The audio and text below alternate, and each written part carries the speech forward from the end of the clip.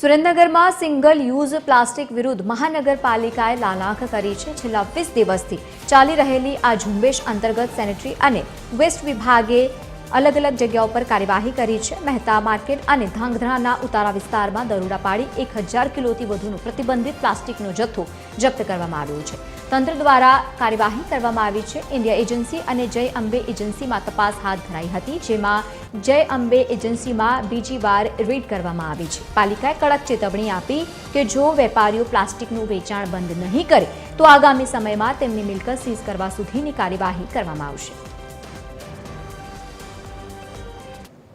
અમે સૌ પહેલી જે ડ્રાઈવ કરી હતી જય અંબે પ્લાસ્ટિકમાંથી આજ ફરીવાર બીજી કે ત્રીજી વાર એકને એક દુકાનમાંથી 700 થી 800 કિલો જેટલું પ્લાસ્ટિક જપ્ત કરવામાં આવ્યું છે। ત્યાર પછી ઇન્ડિયા એજન્સી ધાંગધ્રાના ઉતારામાં ઇન્ડિયા એજન્સી નામનું ગોડાઉન છે, એ ગોડાઉનમાંથી 1000 કિલોથી ઉપરનું સિંગલ યુઝ પ્લાસ્ટિકના જબલા જપ્ત કરવામાં આવ્યા છે।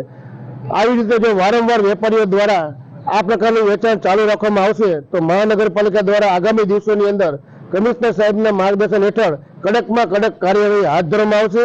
નિયમ અનુસાર જે કંઈ કાર્યવાહી થતી હશે, ધારો કે સીલ કરવા અંગેની તો પ્રોપર્ટી સીઝ કરવા અંગેની જે કંઈ કાર્યવાહી નિયમ અનુસાર થતી હશે, તમામ પ્રકારની કાર્યવાહી કરવામાં આવશે।